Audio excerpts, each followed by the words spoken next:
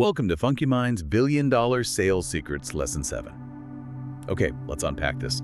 Today, we're diving deep into customer retention. It's something businesses, often overlook. But our source material, Billion-Dollar Sales Secrets Lesson 7, it really pinpoints this as absolutely foundational. It gives a really clear view on a major red flag in sales strategies. One that can undermine even the most aggressive growth plans. That's right. And our mission here really is to pull out the core insights on why losing your existing customers is frankly far more damaging than just not gaining new ones. We're going to uncover the practical, maybe sometimes surprising questions you should be asking to turn this around and build truly sustainable revenue. Okay, so the material hits us right away with a pretty stark warning. Yeah. If no one buys from you twice, something's wrong. Beyond just, lost sale, what's the deeper meaning there? What does that red flag really signal about the underlying health of a business? Well, what's fascinating here is that it really points to a fundamental breakdown, a breakdown in trust.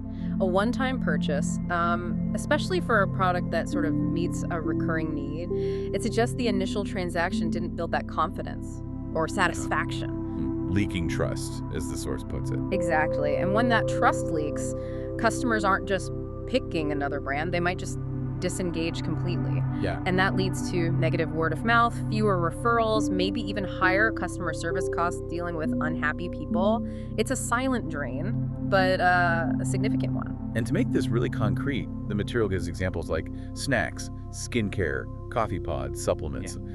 These are things people frequently, run out of. Yeah. Why does the absence of repeat customers in these specific categories become so, alarming? If you connect this to the bigger picture, these are all consumables.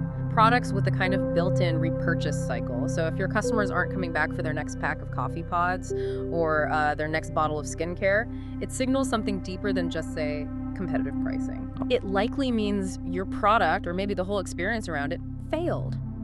Failed to create the habit or the loyalty that these categories naturally, foster. Right, it's about that fundamental satisfaction. Absolutely. Imagine like a coffee pod company. If people try that first box and just don't come back, that's not just one lost sale. It's potentially a lost subscription, a lost daily ritual for them. It's a pretty profound failure to connect, really. So it's not just doom and gloom. The deep dive also introduces the fit. Yes, exactly. It's just shifting focus.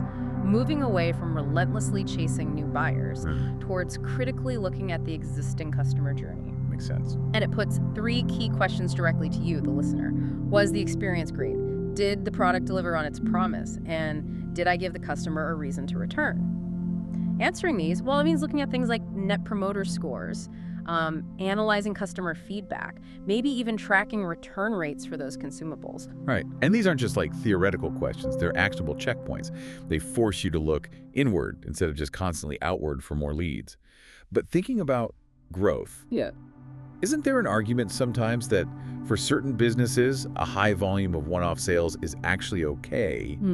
What does this material say to that perspective?